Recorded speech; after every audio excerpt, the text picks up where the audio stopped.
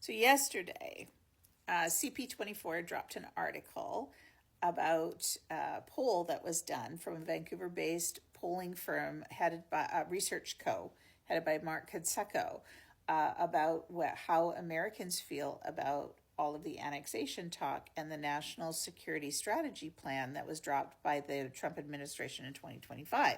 It was an online survey. The data from the survey was statistically weighted based on U.S. consensus figures for age, gender, and region. It has a margin of error of plus or minus 3.1 percentage points, 19 times out of 20. And the findings were very interesting, especially among MAGA voters.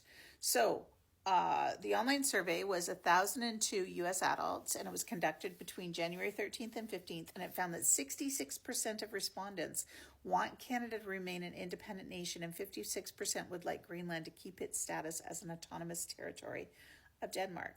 Only 17% of respondents said that they want Canada to be a U.S. territory or state. That number climbed slightly to 23% of respondents who wanted Greenland to become a U.S. territory or state.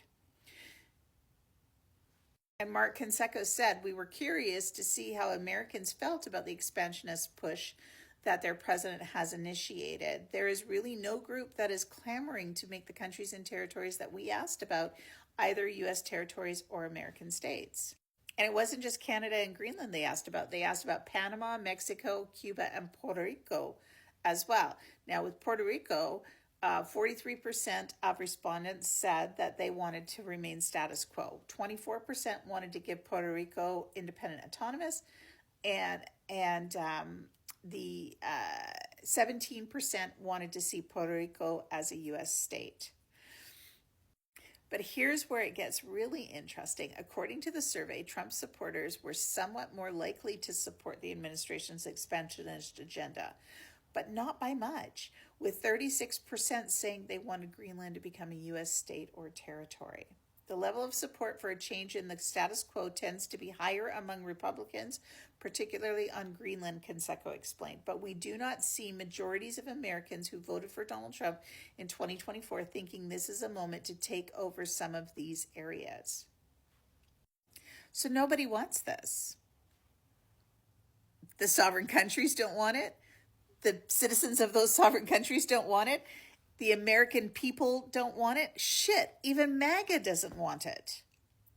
So I don't see how something that is so deeply unpopular and doesn't, like going to war or invading a country, which requires the support of at least half of the American people, can be pulled off when it's so deeply unpopular.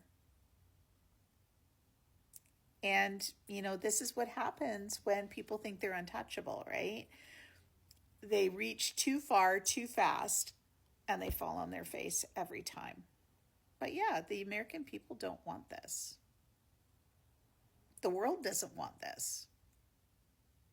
The only one who seems to not get the memo is the Trump administration and those trying to usher in the Fourth Reich. Say no to Christo-fascism and have a day.